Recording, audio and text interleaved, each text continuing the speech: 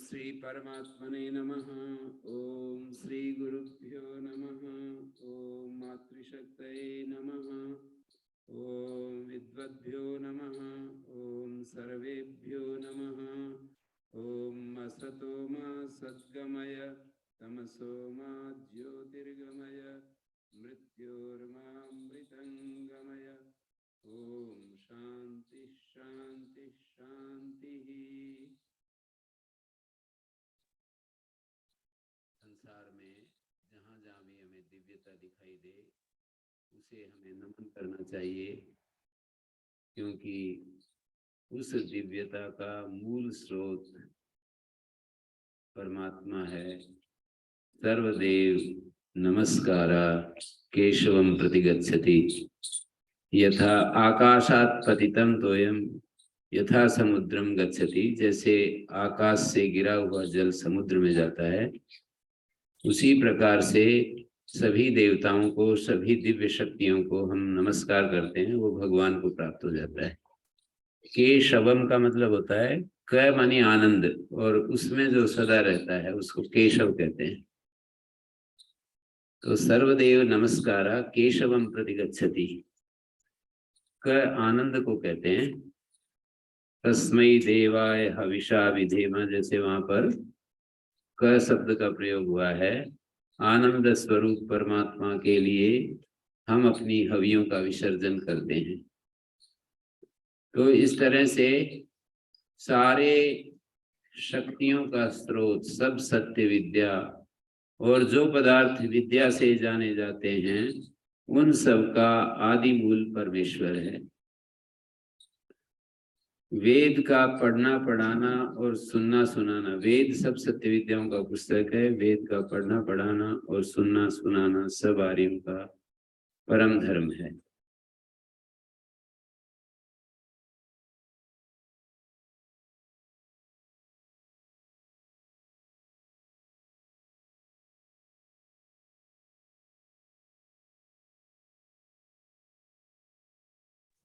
बस बंद हो।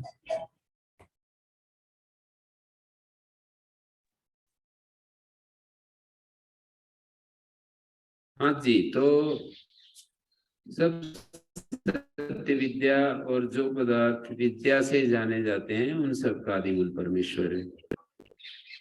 दो धाराएं हैं। एक अद्वैत की धारा है, जिसमें आदि मूल परमेश्वर जब बताते हैं तो अभिन्न निमित्तोपादान इस शब्द का प्रयोग किया जाता है। यथा ऊर्नाभि सृजते गृह्णते से, ये मंत्र श्रुति को प्रमाण के रूप में प्रस्तुत किया जाता है। और उस श्रुति की व्याख्या आदि मूल निमित्त कारण है इस अर्थ में भी की जाती है, और अभिन्न निमित्तोपादान इस अर्थ में भी कर ली जाती है। जिसको जो समझ में आए, इसमें कोई ज्यादा ये बहस का मुद्दा नहीं है। बहस का मुद्दा है परमात्मा को स्वीकार कर लेना या ना करना। परमात्मा है, इस बात को यदि हमने स्वीकार कर लिया, अब वो निमित्त कारण है या उपादान और निमित्त दोनों है, इस को विद्वानों के लिए छोड़ दें, और सामान्य लोगों को परमात्मा है उसकी सत्ता की स्वीकार्यता। और एक सबसे बड़ी बात जो कही जा सकती है वो ये है, परमात्मा को अच्छा भी हम मानते हैं, अद्वितीय भी मानते हैं। परमात्मा को हम सच्चा भी मानते हैं, परमात्मा की सत्ता भी मानते हैं, अच्छा भी मानते हैं।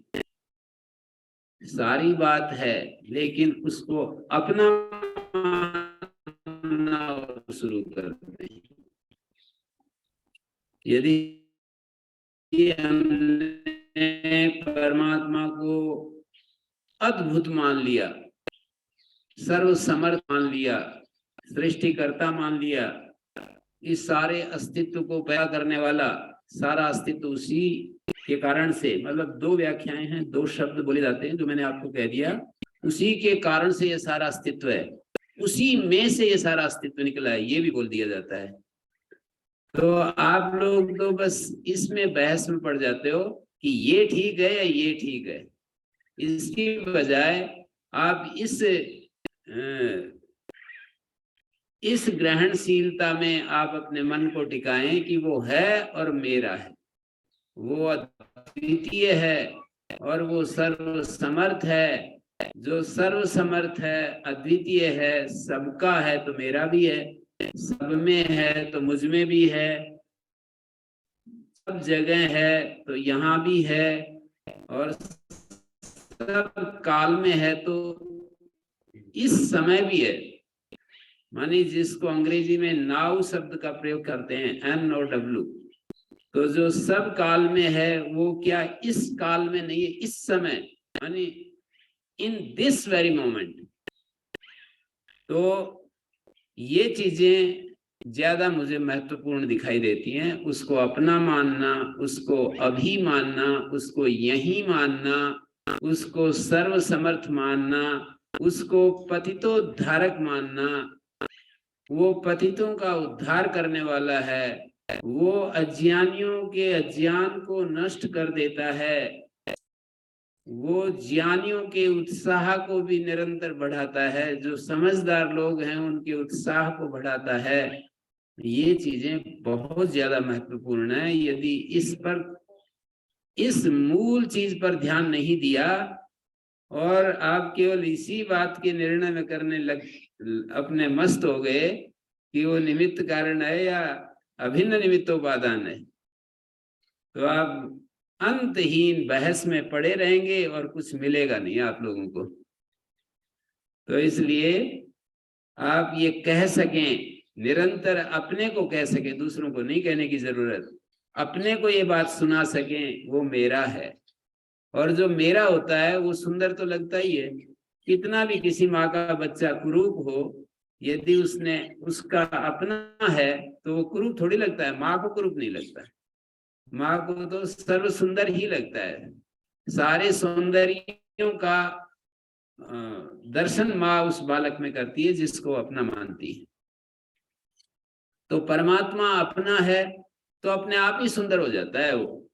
परमात्मा अपना है तो इतना कहते ही कई लोग कमी निकालते हैं, रिश्ता आदि करते हैं ना, तो फिर मैं उनको एक सलाह देता हूँ कि आप रिश्ता करते ही आपको उसमें कोई भी मानी बाद में चल करके दुर्गुण दिख जाए, उसके व्यवहार के कारण से कुछ गड़बड़ हो जाए, वो अलग बात है। पर आपने यदि उसको कि मैंने तो भाई अपना रिश्ता उसके साथ कर दिया है, अपने बालक का रिश्ता उसके साथ कर दिया, चाहे पुरुष है या महिला है, तो आप रिश्ता करते ही आपको उसके अंदर सौंदर्य दिखाई देने लगता है, उसकी सारी कमी खत्म हो जाती है, अच्छा ही अच्छा दिखाई देने लगता है। जहां मानने की बात है, मानने के बाद जब चीजें जानने में आती हैं तो हो सकता है कि कमी निकल आए। तो परमात्मा को तो मानना और उसमें कमी कोई दिखा नहीं सकता है, कमी निकाल नहीं सकता है। मनुष्य में तो चलो मानने के बाद भी जब उसका अध्ययन किया जाता है, व्यवहार पड़ता है, तो वहां कुछ चीजें वो आगे पीछे हो जाती हैं। पर परमात्मा का जो मानना है वो मानने के विपरीत वो नहीं उतरता है, मतलब वो बिल्कुल खरा उतरता है। जैसा हमने उसको माना, उसको सर्वसमर्थ माना, तो जानने के बाद भी हम उसको सर्वसमर्थ ही पाएंगे। परमात्मा को सर्वज्ञ माना, और ये तो सूचना है ना, एक सर्वज्ञ है, ये तो मानना ही है। किसी सूचना को हम स्वीकार करते हैं तो ये मानने के अंतर्गत आता है। जैसे वेद ने कहा या किसी संत ने कहा, किसी विद्वान ब्रह्मनिष्ठ श्रोत्रिय व्यक्ति ने सुनाया परमात्मा का स्वरूप, ईश्वर सच्चिदानंद स्वरूप, निराकार, सर्वशक्तिमान, न्यायकारी, दयालु, अजन्मा, अनंत, निर्विकार, अनादि, अनुपम, सर्वाधार, सर्वेश्वर, सर्वव्यापक, सर्वांतर्यामी, अजर अमर, अभय, नित्य, पवित्र और सृष्टि करता है, वो सब जीवों का उपास्य देव है। ऐसे किसी ने ये सूचना दी, हमारे सामने रख दी, तो इन सूचनाओं से हम अपनी बुद्धि के द्वारा परिचित हो जाते हैं कि कोई एक ऐसी चीज है जो इन सब चीजों का आधार बनी हुई है, अधिष्ठान बनी हुई है, आश्रय बनी हुई है, जिसमें ये सारे गुण मौजूद होते हैं कि वो ऐसा है, ऐसा है, ऐसा है, लेकिन उसके बाद भी हम जानते नहीं होते हैं। माने शब्दों के द्वारा किसी चीज के बारे में जानना, जैसे कि किसी मिठाई के बारे में कोई कितना भी वर्णन करता चला जाए, पर उस मिठाई को हमने अपनी जिह्वा के साथ,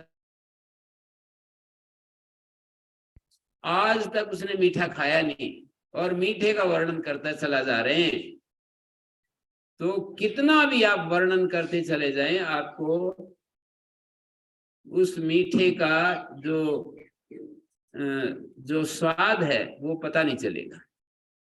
जैसे एक महापुरुष कहते थे, तुम प्रेम के ऊपर कविता लिख सकते हो, प्रेम के ऊपर निबंध लिख सकते हो, पर यह आवश्यक नहीं कि तुम प्रेम की स्थिति में हो। प्रेम के ऊपर कविता लिखना, प्रेम के ऊपर निबंध लिखना एक अलग बात है, और हमेशा प्रेम की स्थिति में जीना बिल्कुल अलग बात है।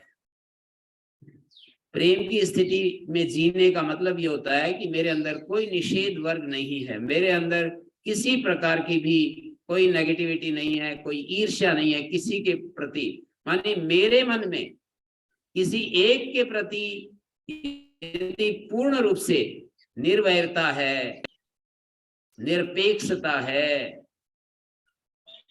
पूर्ण रूप से सहज स्वीकार्यता है, द्वेष मुक्तता है, कोई शिकायत नहीं है, कोई किसी प्रकार का पीड़ा, कष्ट, क्लेश नहीं है, तो हम कह सकते हैं कि हम उससे प्रेम करते हैं।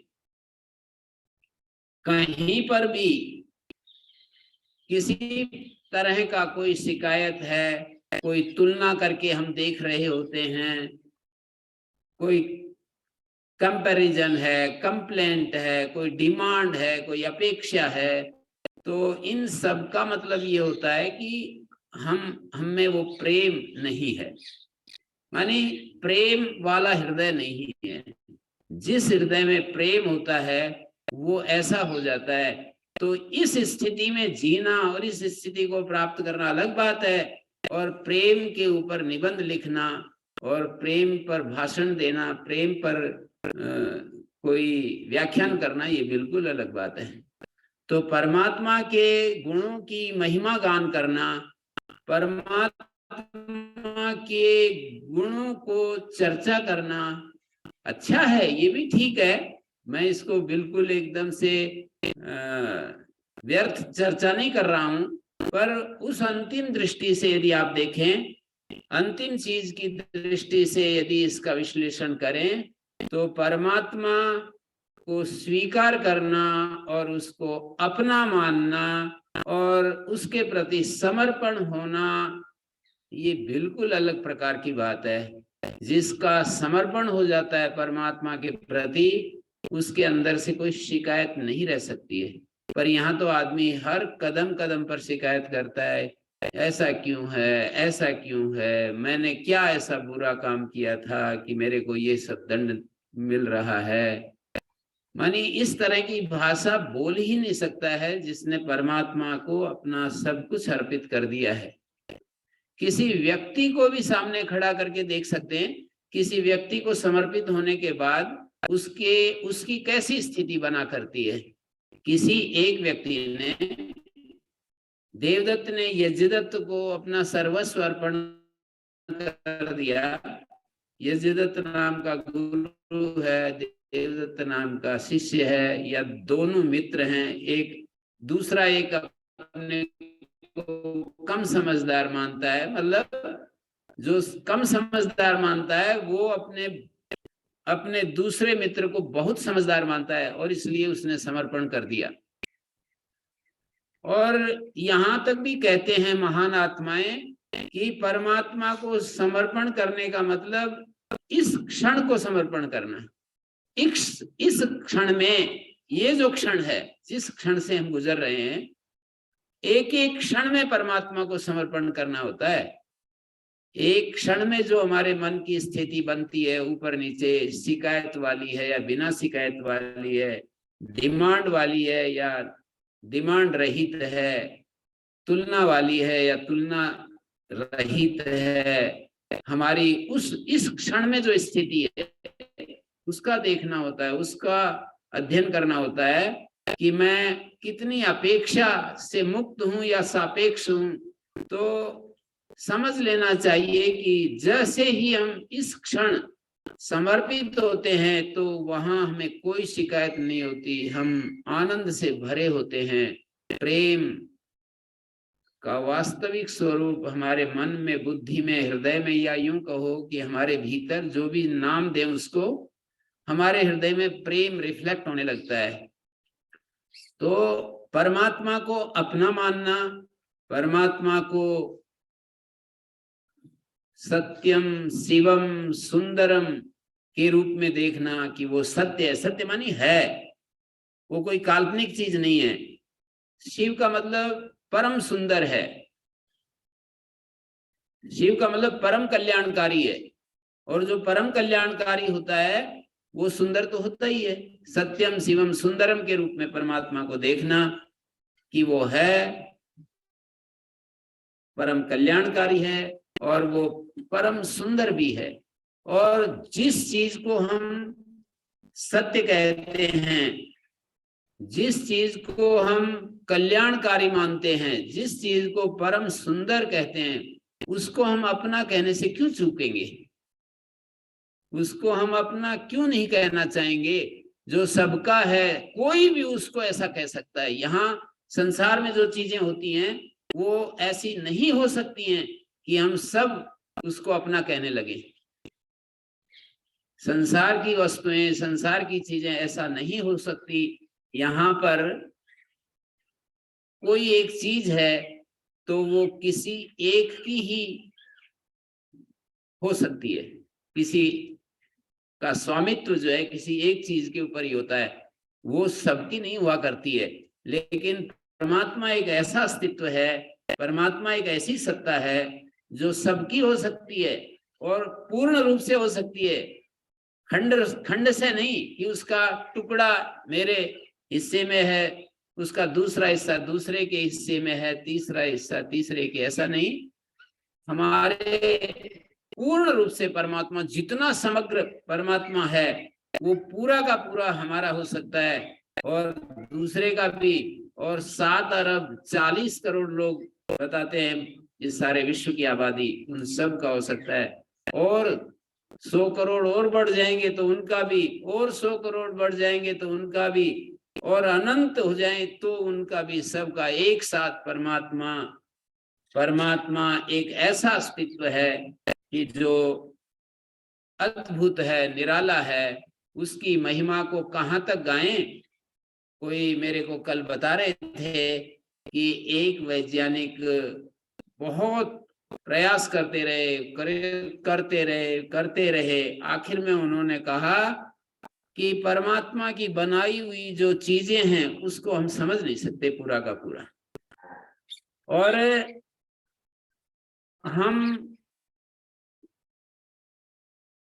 इस सृष्टि के पदार्थों का विश्लेषण, छानबीन कर सकते हैं, इन पदार्थों की चीजों को हम समझ सकते हैं, लेकिन बना नहीं सकते।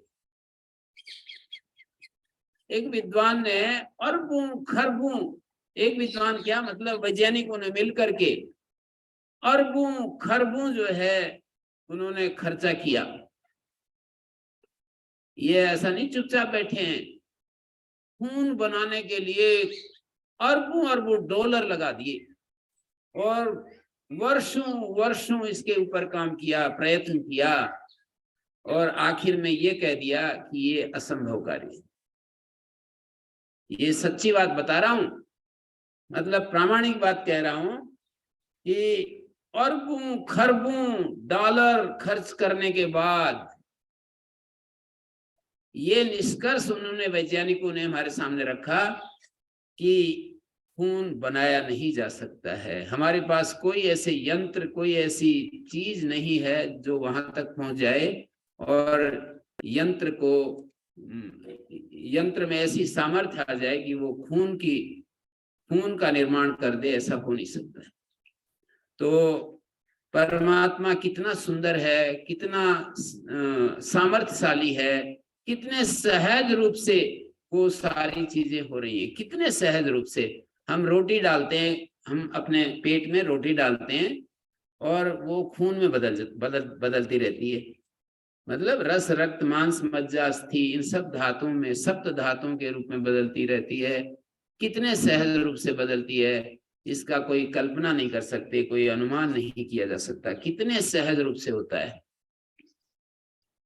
तो इस तरह से परमात्मा की महिमा हम सुनते हैं, परमात्मा की महिमा पढ़ते जानते हैं, लेकिन उसको अपना, हम कितने लोग हैं अपना उसको ईमानदारी से अपने आप को हम ये कह सकते हैं कि परमात्मा मेरा है। परमात्मा दूसरों को सुनाने के लिए तो कह ही देते हैं परमात्मा मेरा है, परमात्मा मेरा है, सर्वसमर्थ है, अत्यंत प्रिय है, अद्वितीय है, ये सारी भाषा बोलने के बाद और फिर शिकायत भी आती रहती हैं, फिर परेशानियां भी उगलते रहते हैं, कष्ट पीड़ाओं से भी गुजरते रहते हैं।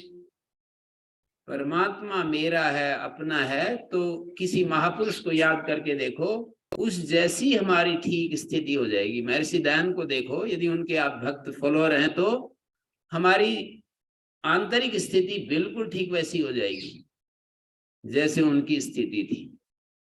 ऐसे सारे महापुरुष जो है ना एक ही लाइन के हैं, पर हम क्योंकि महर्षि दयानंद से परिचित हैं तो उनको सामने रख लें, कोई दूसरा किसी दूसरे महान आत्मा से परिचित है तो उसको सामने रख ले। मन ये तो ऐसा है जैसे कोई बिच्छुओं की लाइन पंक्ति आगे पीछे जा रही, बोले इनमें सबसे ज्यादा खतरनाक कौन सा है, बोले एक बार छेड़ करके देख लो पता लग जाएगा। तो ऐसे ही सारे महापुरुष एक ही जो अंतिम कोटि के महापुरुष हैं वो सब एक ही सामर्थ्य से युक्त होते हैं, और वो सामर्थ्य क्या है कि वो ज्ञान स्वरूप चिन्मय हो जाते हैं और वो आनंद से भरे रहते हैं और वो निर्भय हो जाते हैं और वो परम शांत हो जाते हैं। ये सब में रिफ्लेक्ट होती है, ये सबके जीवन में हमें देखने को मिलेगी। मानी कोई मंत्र कम जानता है, कोई अधिक जानता है, कोई अष्टाध्यायी जानता है, नहीं जानता है, ये अलग बात है, लेकिन इन चीजों में किसी में कमी नहीं दिखाई देगी कि वो चिन्मय हो जाते हैं। चिन्मय होने का मतलब क्या है? चिन्मय होने का मतलब हम अभी चिन्मय नहीं कह सकते अपने आप को। हम अपने आप को कितनी बात करें ज्ञान की, चैतन्य की कितनी बात करें, पर अपने को चिन्मय नहीं कह सकते। चिन्मय का अर्थ क्या है जी? अभी हम चिन्मय इसलिए नहीं कह सकते कि माने जप्ति मात्र, ज्ञान मात्र, केवल चेतन ऐसी जो चीज है उसको चिन्मय कहते हैं। हम अपने को मैं चिन्मय हूं, ये सुनी सुनाई भाषा तो बोलते ही हैं हम। जैसे कि 5वीं कक्षा के बच्चे को यदि हम पूछा है मैंने, ऐसी मैं कोई भी बात ऐसे कहानी बना करके नहीं कह रहा हूं, जो जीवन में घटित होती हैं या जिनको मैं अनुभव करता हूं, जो मेरे अनुभव में आती है, समझ में आती हैं, उन्हीं की मैं दूसरों के साथ चर्चा करना चाहता हूं। तो मैं उदाहरण भी देता हूं, तो जो घटित उदाहरण है, नाम ना लो ये एक अलग बात है, नाम ना लेना एक अलग बात है, लेकिन उदाहरण मैं वही देता हूं जो घटित हो रहे हैं। तो एक बच्चे से मैंने पूछा कि आत्मा क्या है, बोले आत्मा तो एक ऐसी सत्ता है जो हमारे शरीर को धारण कर रही है। ऐसे उत्तर से हमारी समस्याओं का समाधान थोड़ी होता है। किसी बालक ने ये बात रट ली और किसी ने उसको रटा दी, तो गायत्री मंत्र बच्चों को, मैं ये नहीं कह रहा नहीं रटाना चाहिए, मेरा अभिप्राय अलग है। जैसे बच्चों को गायत्री मंत्र रटा देते हैं और हम किसी के घर में जाते हैं कि जी, मतलब आर्य समाज की परंपरा में एक बहुत बड़ा काम माना जाता है कि किसी ने गायत्री, बच्चे ने गायत्री मंत्र सुना दिया तो ये तो बहुत ही बड़ी चीज कर डाली है, तो कहते हैं कि जी इसको गायत्री मंत्र सुनो। तो उस गायत्री मंत्र से जो कि 3 साल का बच्चा सुना रहा है और 70 साल का हो जाता है, फिर भी उन्हीं दुखों में पिसता रहता है। जो 10 साल का, 5 साल का एक अलग लेवल पर दुख होते हैं, कष्ट होते हैं। 5 साल के बच्चे को, 4 साल के बच्चे को उसके खिलौने को यदि छीन ले कोई, तो ऐसे होता है जैसे कि कोई एक देश दूसरे देश की कोई वस्तु को छीन ले, धरती को छीन ले, ऐसा होता है। तो 4 साल के बच्चे में भी वही दुख की प्रक्रिया गुजर रही होती है, उसको भी उसी तरह से परेशानी होती है, और 70 साल का हो जाए तो भी वो वैसे ही दुख दर्द पीड़ा से गुजर रहा होता है। गायत्री मंत्र याद कर लिया, 3 साल के नहीं। तो ऐसे गायत्री मंत्र से हमारा कुछ समाधान नहीं होता है, जो कि हम एक मंत्र को हम दोहराते रहते हैं, मंत्र को प्रसंगवश हम बोलते रहते हैं, दूसरों के लिए इस मंत्र में ये बात कही है ऐसे प्रमाण के रूप में प्रस्तुत करते हैं, और फिर समस्याएं वहीं की वहीं हैं। हमें वेद ज्ञान समस्याओं से मुक्त करने के लिए अवतरित हुआ है, तो हम एक एक लेवल पर समस्याओं का समाधान, तो ठीक है कि हम कर्म करते हैं, खेती करते हैं और धरती में ट्यूबवेल लगाते हैं, और हम बहुत सारे इस तरह के काम करते हैं जिससे कि हमारी भौतिक समस्याएं दूर हो जाती हैं और हम भूखे नहीं मरते हैं। हम हमारी आंखों को सुंदर लगे ऐसे दृश्य प्रस्तुत कर देते हैं, बाग बगीचे लगा देते हैं, हरियाली लगा देते हैं, अच्छे मकान बना देते हैं, अच्छे सड़कें बना देते हैं। वेद इन सब बातों का भी संदेश देता है ना। तो वेद के इस संदेश को तो हम ग्रहण कर रहे हैं और उससे अपनी समस्याओं का समाधान भी कर रहे हैं, पर हमारे जीवन की समस्याएं तो और बहुत बड़ी बड़ी समस्याएं रह जाती हैं ना। छोटी छोटी भी बहुत सारी समस्याएं हैं जो वेद का अनुसार हम नहीं जीते हैं और उसके कारण दुखी होते हैं। क्या खाना चाहिए, ये भी तो वेद का ही विषय है। कितना खाना चाहिए, कब खाना चाहिए, और शरीर में आरोग्य रहना चाहिए, शरीर में किसी प्रकार की भी कोई अव्यवस्था नहीं होनी चाहिए, ये सारा भी तो वेद ही है। बृहदारण्यक उपनिषद में 10 नाम गिनाए हैं, क्या क्या उस परम महतो भूतस्य निश्वसितम का है, उस महान तत्व का ये निश्वास की तरह है। और वहां पर ये ऋग्वेद, यजुर्वेद, सामवेद, अथर्ववेद के साथ मंत्र, ब्राह्मण, उपनिषद, व्याख्यान, अनुव्याख्यान, इतने 10 चीजें गिना रखी हैं वहां पर। तो ये सारा ही तो मुझे जो सत्य ज्ञान है वो सारा वेद, महर्षिदास, वेद सब सत्य विद्याओं की पुस्तक है। वेद जो है सब सत्य विद्याओं की पुस्तक है। जहां जहां भी सत्य विद्या है वो वेद ही तो है। जहां जहां सत्य विद्या है वो वेद ही है। चाहे वो अमेरिका में है, चाहे वो अरब में है, जहां भी सत्य विद्या है, जितने अंश में सत्य विद्या है वो सब वेद ही तो है। तो वेद को हम पढ़ते भी रहते हैं, सुनते भी रहते हैं, पर अपने आप को चिन्मय नहीं कर पाते। वेद का संदेश आत्मानम विद्धि, वेद का संदेश है इहि चेद अवेदित। यही अभी यदि तुमने जान लिया तो परम कल्याण है, नहीं तो महान विनाश है।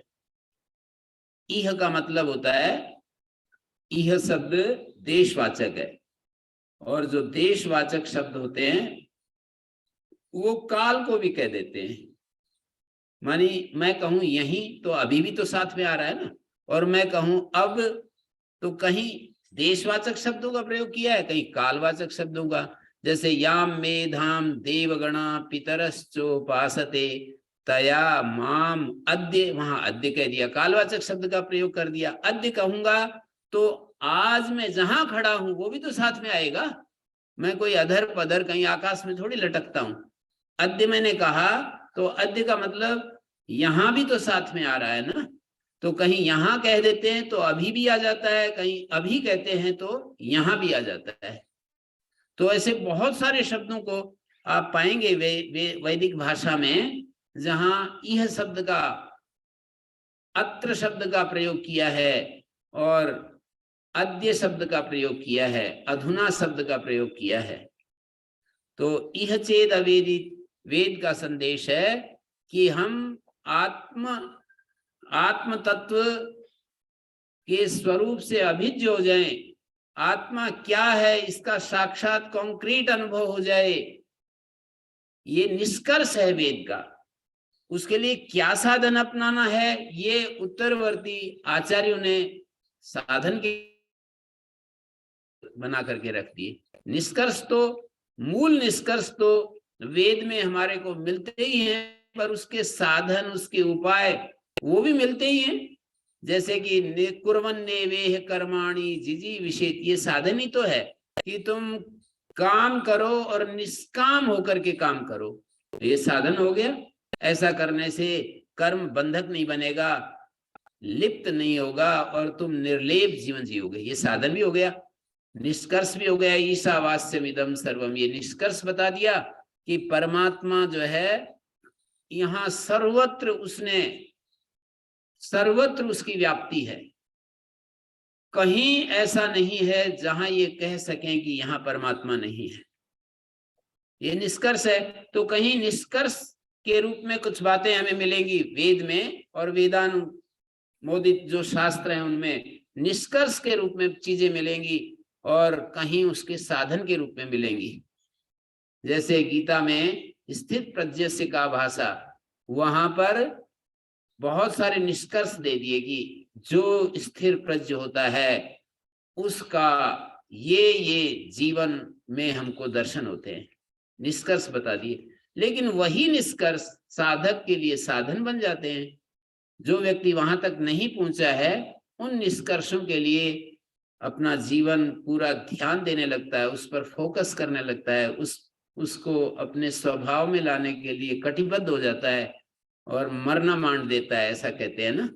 तो जो निष्कर्ष हैं, उन निष्कर्ष वो सिद्ध पुरुष के लिए निष्कर्ष होते हैं और साधकों के लिए वो साधन होते हैं। जो साधक होते हैं उनके लिए वो साधन बन जाते हैं कि हमें ऐसा प्रयास करना है, ऐसे अपने जीवन को जीना है, ऐसे हमें निरंतर हर क्षण मुझे सावधान रहना है। तो मैं ये कह रहा था कि वेद चिन्मय होने की बात करता है, अभी हम चिन्मय नहीं हैं। चिन्मय और जड़ तत्व, इन दोनों के कॉम्बिनेशन के रूप में हम अपने आप को देखते हैं। एक तरफ आत्म तत्व है और एक तरफ अनात्म तत्व है, उन दोनों का कॉम्बिनेशन हो गया है हमारा स्वरूप। उसमें हम अपने आप को जैसे शरीर के साथ, मन बुद्धि के साथ, इंद्रियों के साथ, इच्छाओं के साथ, कर्मों के साथ, और हमारा जो जीवन का जो विविध विस्तार है उसके साथ हम अपने स्वरूप का आकलन करते हैं। मानी जो चिन्मय तत्व है वो इन सब चीजों के साथ गुथ गया है, मिल गया है, और उसी को हम अपना स्वरूप कहते हैं, मानते हैं, जानते हैं, समझते हैं, बताते हैं। तो उसके कारण से, मतलब उसके कारण से समस्याएं आती हैं, और वो समस्याएं क्योंकि वो जो आत्म तत्व है वो अनात्म के साथ एकीभूत हो गया है, उसका आइडेंटिफिकेशन हो गया, तो इस कारण से समस्याएं आती हैं और वो मेरी समस्याएं बन जाती हैं, मैं उनका दृष्टा नहीं बन सकता। और जब हम चिन्मय बन जाते हैं तो हम साक्षी बन जाते हैं पूरे अस्तित्व के, और घटना के भी साक्षी बन जाते हैं, समस्या के भी साक्षी बन जाते हैं, जो दुख आते हैं उनके भी साक्षी बन जाते हैं, जो इच्छाएं पैदा होती हैं उनके भी साक्षी बन जाते हैं, हर चीज के साक्षी बन जाते हैं। और साक्षी में कोई भी परेशानी नहीं है, साक्षी में कोई भी कष्ट नहीं है, साक्षी में कोई बाधा नहीं है, ये तो आप करके देखो। आगे साक्षी में बाधा कैसे नहीं है, ऐसे आपके मन में यदि प्रश्न उठे तो इसको थोड़ा सा जी करके देखो। 1 घंटा के लिए जियो और उस समय कोई बाधा यदि आपको ना आए तो बस प्रमाणित हो गया कि साक्षी में कोई बाधा नहीं है। बाधा कहीं दूसरी जगह है, वो बाधा हम अपने ऊपर आरोपित कर लेते हैं कि ये जो बाधा है मुझ में हो रही है। तो इसका मूल कारण जब मैं देख रहा हूं तो मुझे ये समझ में आ रहा है कि हम अपने स्वरूप से अपरिचित रहते हैं, इस कारण से ये समस्या आई। यदि हम अपने को चिन्मय कर लें तो तत्र को मोहा क शोका एकत्वम अनुपश्यता। जब हमारे को उस चिन्मय तत्व से परिचय हो जाता है तो मोह और शोक समाप्त हो जाते हैं। हमारे जीवन में मोह और शोक ये 2 चीजें ही तो पीछा कर रही हैं हमारा, ये तो निष्कर्ष है। और उसका साधन क्या बतलाया? चिन्मय होना। मोह और शोक समाप्त हो जाते हैं, ये तो निष्कर्ष है, लेकिन उसका साधन क्या है? यत्र यस्मिन् सर्वाणि भूतानि आत्मैवा भूत जानता तत्र को मोह कः शोका। पहली पंक्ति में साधन बताया, पंक्ति में निष्कर्ष दे दिया है, उसका फल दे दिया है, परिणाम दे दिया कि इसका क्या परिणाम होगा। यस्मिन् सर्वाणि भूतानि आत्मैवा भूत विजानता। सारे भूत आत्मा ही हो गया, आत्मा ही बन गया। ये साधन यदि ऐसा ने कर लिया तो उसके परिणाम में क्या होगा? मोह और शोक समाप्त हो जाएंगे। तो हमको मोह होता है, शोक होता है। मोह का स्थिति क्या होती है? हम किसी चीज में इतने ज्यादा आसक्त हो जाते हैं कि उसकी उपस्थिति, उसकी चर्चा, उसको देखना इतना ज्यादा हमारे लिए अनिवार्य हो जाता है कि उसके बिना हमारा जीना ही बेकार हो जाता है। मोह एक ऐसी चीज है, एक ऐसी समस्या, ऐसी मोह को हम देख सकते हैं, अपने अपने लेवल पर देख सकते हैं। जिसमें हमारा मोह होता है वहां हम एकदम ऐसी स्थिति में चले जाते हैं, मूडी हो जाते हैं। हमको कुछ मूड का मतलब क्या होता है? मूड का अर्थ होता है चेतना खो बैठना। मुह वैचित्य, पाणिनि ने मोह का अर्थ दिया है वैचित्य। वैचित्य का मतलब होता है संज्ञान रहित हो जाना, चेतना रहित हो जाना, जड़ बन जाना। हम जड़ ही हो जाते हैं। तो मोह और शोक से परे जाने के लिए हमें चिन्मय होना होता है। ये वेद ने हमारे लिए उपाय बताया कि भाई ऐसा यदि करेंगे तो उसका ये परिणाम होगा। तो उसके लिए उपाय करना, उसके लिए कितना प्रयास पुरुषार्थ हम करते हैं, कितना, ये तो एक क्षण की बात नहीं है, ये अनंत क्षणों तक ऐसे ही करना होता है। हर एक एक क्षण के लिए ये स्थिति पैदा करनी पड़ती है। क्षण समाधि बोलते हैं, क्षण समाधि में जीना शुरू करना पड़ता है। मानी एक विचार और दूसरा विचार, उनके बीच में जो हम निर्विचार की स्थिति में होते हैं उसका नाम है क्षण समाधि। पहला विचार और दूसरा विचार, तो बीच में एक क्षण के लिए यदि हम निर्विचार स्थिति में होते हैं तो उसी को कहते हैं क्षण समाधि। निर्विचार स्थिति, असंप्रज्ञात समाधि, ऐसे ऐसे शब्द आपने सुने हों, तो उसको क्षण समाधि कहते हैं। उस क्षण समाधि में हमारा स्वरूप चिन्मय होता है, हमारा स्वरूप आनंदमय होता है। अनंत सत्ता, अनंत चैतन्य और अनंत आनंद।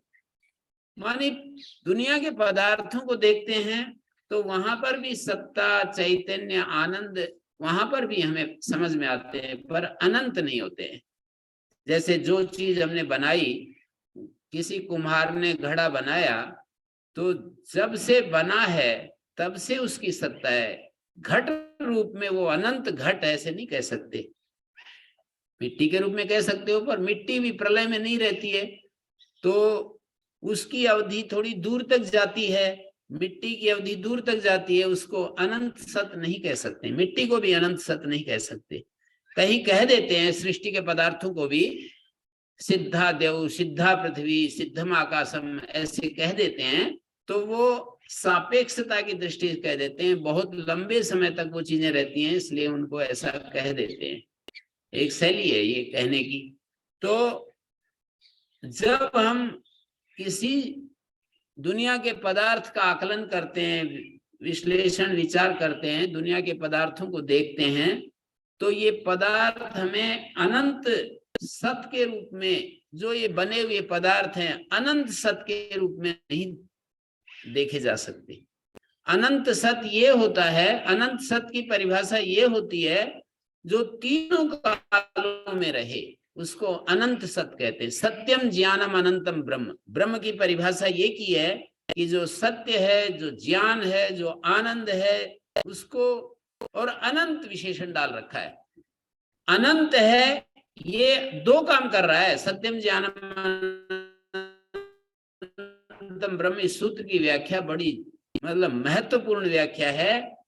50 पृष्ठों में भाष्यकारों ने इसके ऊपर कितना लंबा चौड़ा व्याख्यान लिखा है। सत्यम ज्ञानम अनंतम ब्रह्म, इतने छोटे से सूत्र को समझाने के लिए कितने पेज के पेज लिखते चले गए आचार्य लोग।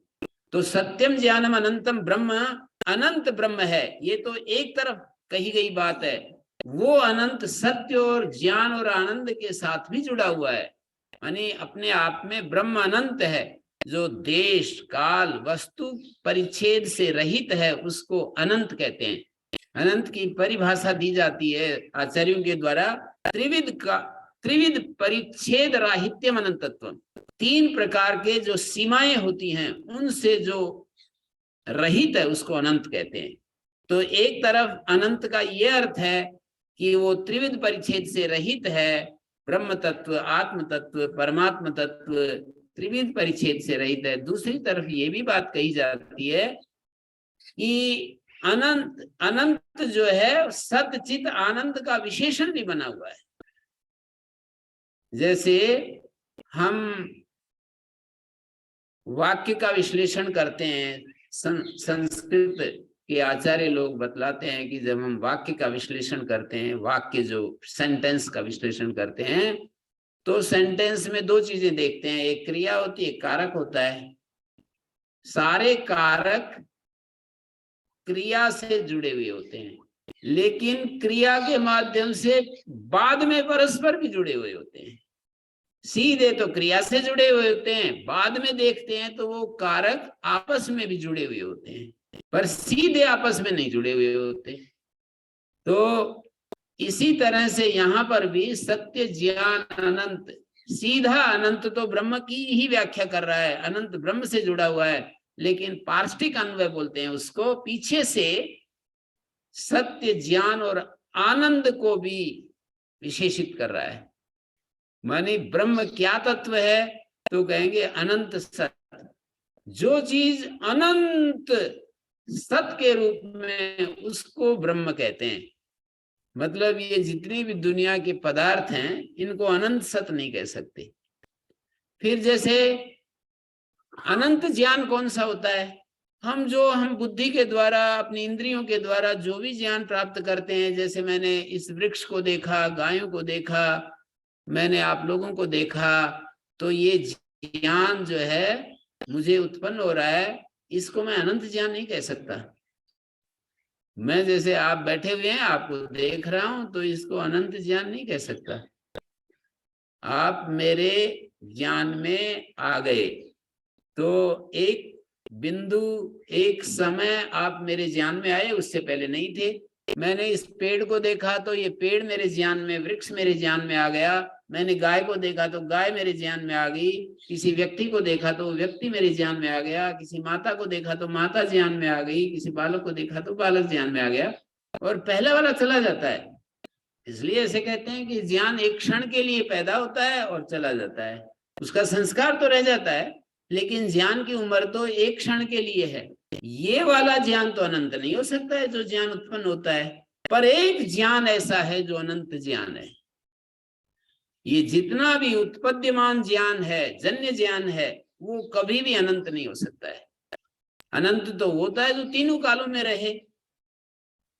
त्रिकाला बाध्य हो, तीनों कालों में एक रस रहे, उसको अनंत कहते हैं। अनंत ज्ञान जो जन्य ज्ञान है, जो मेरे बुद्धि इंद्रियों के माध्यम से जो ज्ञान उत्पन्न होता है, ये तो ज्ञान उत्पन्न हो रहा है। पेड़ को देखूंगा तो पेड़ का ज्ञान हो रहा है, पेड़ मेरे अनुभव में आ रहा है, मेरे ज्ञान में आ रहा है। तो ये अनंत नहीं हो सकता है। मैंने देखा और ज्ञान उत्पन्न हुआ, और मैं यदि दूसरी चीज को, मैं भवन को देखने लगा, तो ये कहाँ है, मेरे ज्ञान में चला गया। तो इसको अनंत ज्ञान नहीं कह सकते। जो ज्ञान हमारी बुद्धि में उत्पन्न होता है, जो ज्ञान हमारे इंद्रिय सापेक्ष और बुद्धि सापेक्ष, मन सापेक्ष होता है, वो अनंत कभी भी नहीं होता है। इन तीनों से परे एक ज्ञान है जिसको हम आत्मा कहते हैं, जिसको हम चैतन्य कहते हैं, चिन्मय तत्व कहते हैं, वो अनंत है। वो कभी उत्पन्न नहीं होता, कभी जाता नहीं, कभी आता नहीं। उसी ज्ञान के होने से, उसके होने से ही ये वाले ज्ञान, उसके होने से ही ये ज्ञान अपना हमारे को अनुभव में आते हैं। जन्य ज्ञान उसी के होने से। तो अनंत ज्ञान माने जितने भी आलंबन है, इनको हटा देने से, ज्ञान के जितने विषय हैं उनको अलग कर देने से, फिर भी जैसे सत्ता बची रहती है, ऐसे ज्ञान भी बचा रहता है। जैसे सत्ता बची रहती है, ऐसे ज्ञान भी बचा रहता है। इसी प्रकार से जो सुख उत्पन्न होते हैं, जैसे मैंने कोई अच्छा दृश्य देखा, साधु महात्मा किसी वन उपवन को देखते हैं, पहाड़ को देखते हैं, नदियों को देखते हैं, और प्राकृतिक मनोरम दृश्यों को देखते हैं, तो उनको बहुत सुख होता है। सांसारिक लोग दुनिया के पदार्थों को देखते हैं, अच्छे भवन को देखते हैं, या जिसको वो अपना भवन कहते हैं, उस भवन को देखते हैं, जिसको बनाने के लिए पूरा मन लगाया है, मेहनत की है, जी तोड़कर परिश्रम किया है, फिर उसने वो मकान तैयार किया है, बहुत अच्छा सा घर बना करके। तो जब बाहर के लोग आते हैं, कल्पना कीजिए, तो एक एक कमरा घूम घूम करके दिखाते हैं हम उसको, तो सुख होता है ना। हमारी कोई बड़ाई करता है तो हमारे को सुख होता है। तो ये सुख अनंत नहीं हो सकता। ये जो सुख है, ये तो उत्पन्न हुआ, किसी ने बड़ाई की, सुख उत्पन्न हो गया, और फिर थोड़ी देर बाद निंदा सुनने को मिल गई तो वो चला गया, दुख आ गया। तो ये जो सुख है, ये अनंत नहीं हो सकता है, जो किसी वस्तु सापेक्ष है, किसी बड़ाई के सापेक्ष है, किसी पदार्थ के सापेक्ष है, किसी विचार के उत्पन्न होने से भी वो सुख होता है। एक अच्छी बात सुनने को मिलती है, उससे भी हमारे को सुख उत्पन्न होता है। ये भी नित्य सुख नहीं है।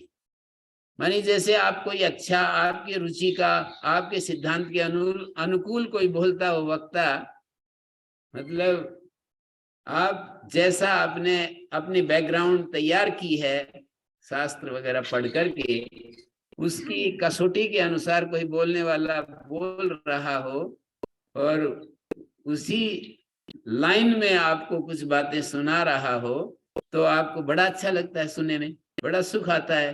तो वो जो सुख होता है, वो अनंत सुख नहीं कहा जा सकता। जो भी सुख जन्य है, चाहे वो पदार्थ से है, चाहे किसी सिद्धांत से है, किसी विचार को जानने से है, किसी शास्त्र को पढ़ने से है, किसी उपनिषद वाक्य को समझने से है, किसी उलझन को समझने से सुख होता है।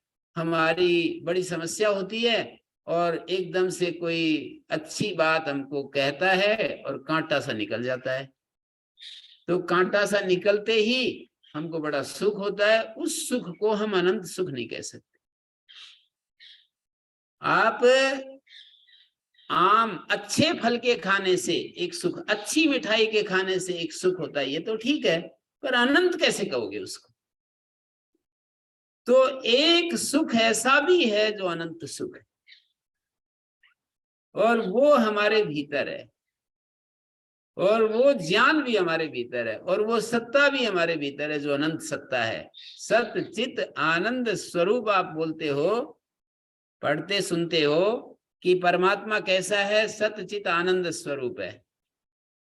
इस झगड़े में ना पढ़कर कि हम ही सच्चिदानंद स्वरूप हैं या हमारे में सच्चिदानंद स्वरूप है, इतना ही तो आप लोगों को झगड़ा बन जाता है कि हम हैं या हम में है। तो इसको जिस तरह की भाषा आपको समझ में आए, मैं तो बिल्कुल एकदम से इसमें बहस करने के लिए राजी नहीं हूं। आपको जो भाषा समझ में आए उसको मानो। आप क्यों मानते हो कि हम ही सच्चिदानंद है? आप मानोगे हम में सच्चिदानंद है? हम तो बिल्कुल आपको दिशा दे रहे हैं, पर कोई अपने को सच्चिदानंद मान करके और वास्तव में सच्चिदानंद जीवन जी रहा है, तो आपको क्या आपत्ति होनी चाहिए? जैसे उसको आपत्ति नहीं है, आपके सच्चिदानंद मुझ में है, मैं सच्चिदानंद नहीं हूं, मुझ में सच्चिदानंद है। ये भाषा आपको बड़ी सुहाती है और ये भाषा आपको अच्छी नहीं लगती कि मैं सच्चिदानंद हूं। तो क्यों आप स्वीकार करो? उसको मत स्वीकार करो। आप वो करो कि मुझ में सच्चिदानंद है। मुझ में सच्चिदानंद है, मैं तो हो गया लोहे जैसा और सच्चिदानंद हो गया अग्नि जैसा। तो मुझ लोहे में सच्चिदानंद है, ऐसा मानो। आनंद आनंद की सत और चित्त तो आप भी मानते ही हैं, सत और चित्त तो आप भी स्वीकार करते ही हैं। केवल आनंद की बात है, कोई कहता है कि मैं ही आनंद हूं, कोई कहता है मुझ में आनंद है। इतनी ही तो बात है, उसमें क्या झगड़ा करना। आपको जो भाषा सही समझ में आती है, आपके संस्कार के अनुसार, आपके लॉजिक के अनुसार, आपकी बुद्धि के अनुसार, आपके बैकग्राउंड के अनुसार, आपको जो बुद्धि बनी है उसको ही स्वीकार करो और आनंद बन करके रहो। मतलब अपने आनंद को विघ्नित मत होने दो। सतत एक रस आनंद को बहाते रहो। तो ऐसा यदि आप करेंगे तो फिर आप स्वयं ही कहोगे कि जीवन धन्य हो गया, जीवन जो है सफल हो गया, ऐसा आपके मुख से वाक्य निकलेगा। और ये तो सफलता असफलता, यदि हम किसी अपने विचार के द्वारा हमने कोई एक टारगेट फिक्स कर लिया, तो उसमें भी हमें सफलता और असफलता दिखने लगती है। मतलब एक वास्तविक सफलता, जैसे मैंने कहा कि अनंत सत्य, अनंत चित, अनंत आनंद नाम की चीज है, वो हम में है। मानी मैं तो जीव हूं, लोहे की तरह हूं, और मुझ में अनंत सत और अनंत चित और अनंत आनंद। मानी सत चित तो हर दार्शनिक मान रहा है कि मैं सत हूं, चित हूं, पर अनंत आनंद जो है मुझ में, दुख रहित आनंद को अनंत आनंद कहेंगे, जहां एक क्षण के लिए भी दुख नहीं आता है। और सदा वो कब होता है? जब हम में कोई भय ना हो, जब हम में कोई अशांति ना हो, जब हम में पूर्ण सहजता हो, तो उसको हम आनंद कहेंगे ना। पूरी शांति हो, पूरी निर्भयता हो, तब हम उसको कहेंगे कि ये अनंत आनंद चल रहा है। मानी कहीं भय आ गया तो अनंत आनंद कहाँ रहेगा? आनंद तो भग्न हो गया। तो शांति, वेदों में कितने शांतानि पूर्व रूपाणी शांतम नस्तु कृताकृतम शांतम भूतम च भव्यम च सर्वम एव समस्तु नो समस्तु न। सब कुछ शांति से भर जाए। ये जो मेरी वाग इंद्रिय, जिससे यैव संसृजे घोरम तैव शांतिरस्तु न, जो महान घोर कर्म करती है ये वाणी, यम या परमेष्ठिनी वाग देवी ब्रह्म संसिता यैव संसृजे घोरम तैव शांतिरस्तु न। ये वेद का मंत्र मैं बोल रहा हूं कि जो वाणी महान घोर कर्म करती है वो हमें शांति प्रदान करे। ये मन जो घोर कर्म करता है वो मुझ में शांति स्थापित कर दे। मन को पकड़ा, 3 मंत्र हैं अथर्ववेद में। एक वाणी को पकड़ करके कहा, फिर मन को पकड़ के कहा कि ये इदम मनः परमेष्ठि, और परम में स्थित है ये मेरा मन, और ब्रह्म संसित है। जिस मन के द्वारा घोर कर्म किए जाते हैं वो मेरा मन शांत हो जाए। और फिर तीसरे मंत्र में मनसष्ठान इंद्रियाणी कह करके कहा कि मन छठा है जिनमें ऐसी मेरी इंद्रियां जिनसे घोर कर्म किए जाते हैं, वो मेरा मन और मेरी इंद्रियां शांति स्थापित कर दें। तो बार बार शांति की बात, देव शांति अंतरिक्ष, कितनी बार हम बोलते हैं द्युलोक में शांति है, और फिर आखिरी में जाकर कहा कि सब जगह शांति है। ये तो ठीक है, मतलब दो तरह से इस मंत्र को देख सकते हैं ना। है का अध्ययन करें, ह क्रिया का, अस्ति क्रिया का अध्ययन करें, तो हम ये कहेंगे कि द्युलोक शांति से युक्त है, और अंतरिक्ष लोक, पृथ्वी लोक, जल, आकाश, सारे वेद, ब्रह्म, सब कुछ, सब जगह जो शांति है, सामा शांति रेधि, वो शांति मुझ में भी आ जाए। या हम ऐसा भी कह सकते हैं कि अस्तु अस्तु क्रिया का अध्ययन कर रहे हैं, द्यौ शांति रस्तु, द्युलोक शांति से युक्त हो जाए, पृथ्वी लोक शांति से युक्त हो जाए, अंतरिक्ष लोक शांति से युक्त हो जाए, और ये समस्त अस्तित्व शांति से युक्त हो जाए, और मैं भी जो सब जगह में शांति की मांग कर रहा हूं, सा शांति माएधि, वो शांति मुझ में भी आ जाए। तो ये वेद हमारे को शांत रहने का संदेश देता है। वेद हमें निर्भयता का उपदेश, कितने, यतो यत भयामहे ततो न भयम कुरु, जहां जहां से हमें भय आता है वहां वहां से हमें निर्भय बना दो, ऐसा कहते हैं वेद। जहां जहां से भय आता है, अभयम मित्राद अभयम मित्राद अभयम ज्ञाताद अभयम परोक्षाद अभयम नक्तम अभयम दीवाना सर्वा आशा मम मित्रम भवन्तु, सारी दिशाएं मेरा मित्र बन जाएं। जब हमें एक तरफ ये भी कहा है कि मित्र से अभय हो जाए, अमित्र से अभय हो जाए, इसका मतलब अमित्र से अभय होना तो ठीक है, मित्र से अभय हो जाए का मतलब मित्र के सामने भी हमारा जीवन व्यवस्थित रहे। कभी भी मित्र के सामने यदि हम कुछ ऊपर नीचे, कुछ हम अपेक्षाएं करते हैं, मित्र से कुछ आशा बांधते हैं, तो वहां भी भय आ जाएगा, क्योंकि मन तो हमारा चलम ही गुण वृत्तम, हमारा मन एक जैसा नहीं रहता है ना। तो हमेशा तीनों कालों में सदा सदा हम अभय रहें, ये तो एक निष्कर्ष है, एक सत्य कथन है कि हमारे जीवन में अभय हो जाए। अभय प्रार्थना है, अभय की मांग है। प्रार्थना मतलब जीवन में उस चीज की मांग। तो हमारे जीवन में अभय, शांति, ये सब चीजें हम मांग कर रहे हैं, डिमांड कर रहे हैं, और फिर हम जीवन में वो चीज आ नहीं पाती। मंत्र तो बोलते रहते हैं, सारी उम्र बोलते रहते हैं, और जीवन में निर्भयता आती नहीं है, जीवन में शांति आती नहीं है, परेशान होते रहते हैं। थोड़ी सी भी घटना विपरीत होती है, कुछ भी हमारे मन के खिलाफ होता है।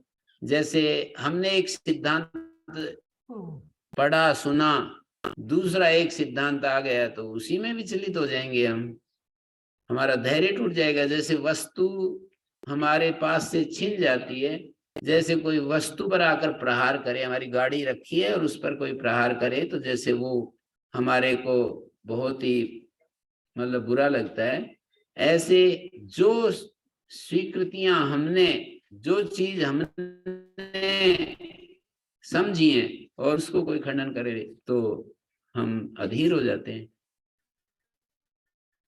तो 1 घंटा हो गया है, किसी का कोई प्रश्न तो नहीं है?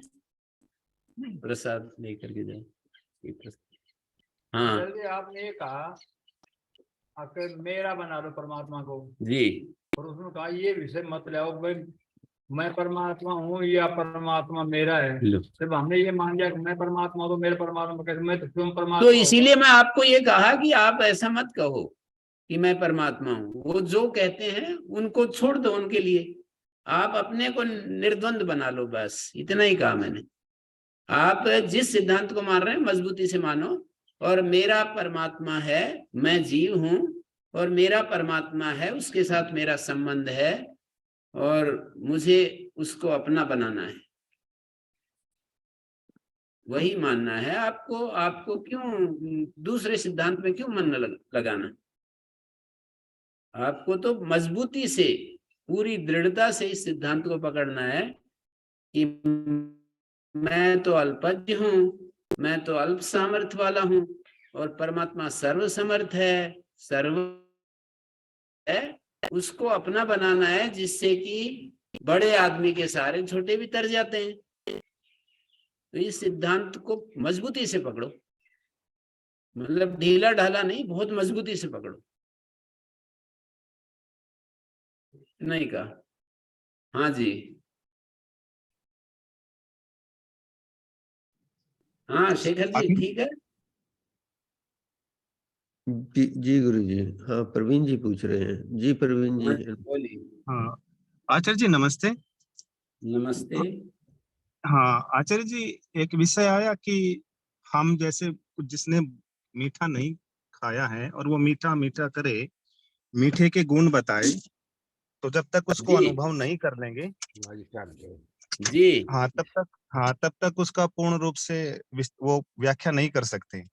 जी लेकिन जी। जिसने मीठा खाया है, जिसने अनुभव किया है, वो कर पा रहा है, तो उस पे तो हम विश्वास कर सकते हैं। ईश्वर के प्रति वो जो तो मैंने कहा ना, साक्षात्कार वो है। मानने का विषय होता है।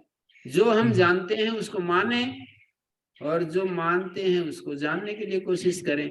हमारे लिए, किसी के लिए जो ज्ञान है और उसने हमारे को बताया, तो वो हमारी तो मान्यता होगी, ज्ञान नहीं होगा ना। हाँ आपने मीठे को खाया है, आपने बताया हमको कि मीठा बड़ा आनंददायक होता है, एक विशेष रस होता है, आपने बताया, मैंने आप पर विश्वास किया, तो मेरे को भी तो खाकर देखना चाहिए ना। और जब तक खा नहीं पा रहे हैं तब तक हम मान सकते हैं कि भाई ये जो बता रहे हैं ये झूठ मूठ थोड़ी बता रहे हैं, सही बता रहे हैं। हाँ, तब तक उनकी बात प्रमाण की कोटि में ही आएगी। हाँ, उसके बाद हम, वो तो कहते हैं ना, गीता में कहा है, अर्जुन हाँ कहता है जी। सर्वम एतद् ऋतम मन्ये यन्माम वदसि केशव। हे केशव, जो तुम मुझको कह रहे हो ना, उसको मैं सबको सर्वम एतद् यथार्थत्वम।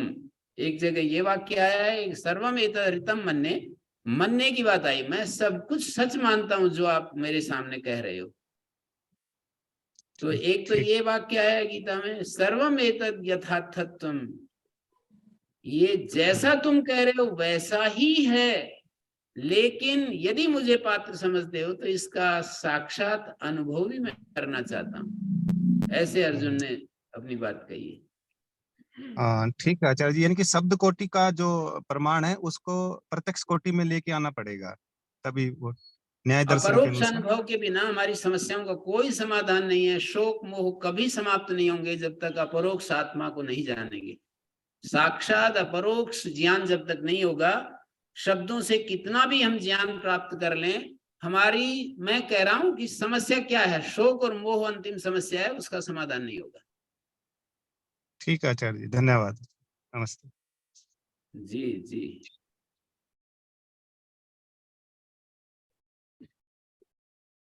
जी मैत्रेय जी आप पूछ रहे थे कुछ। हाँ जी, मैत्रेय जी। ये आचार्य जी, ये तो मुझ में, क्योंकि ईश्वर तो सर्वव्यापक है, उस आनंद स्वरूप है, वो मुझ में भी है, तो ये भी मुझ धारणा में भी है मतलब। का मतलब मैं एक जीव हूं, मुझ में भी है वो। जी जी, तो ये एक ये समझ एक बढ़ाना पड़ेगा दृष्टि हमें। है, ये एक दृष्टि है। दूसरी, दूसरे दार्शनिकों ने ये भी रखा है कि मैं ही तो हूं वो, जिस सच्चिदानंद की शास्त्र वर्णन कर रहा है वो मैं ही हूं। और जी वो यदि किसी को लॉजिकल नहीं लगता है तो उसको छोड़ दे, उसमें क्या संघर्ष करना। जी जी, ये आश्रम यदि है। किसी को ये समझ में आया है कि मैं तो अज्ञानी हूं और मैं असमर्थ हूं, मैं बहुत सारे दुर्गुणों का ढेर हूं, मैं ऐसा ऐसा हूं, मतलब कमजोरियों के रूप में अपने को देख रहा है, तो मेरे अंदर एक सर्वज्ञ है, सर्वशक्तिमान है, सर्वसमर्थ है, उसके साथ मैं अपने आप को युक्त करूं, उसके साथ में जोड़ूं। जी, ये आइडिया अच्छा है। अच्छा,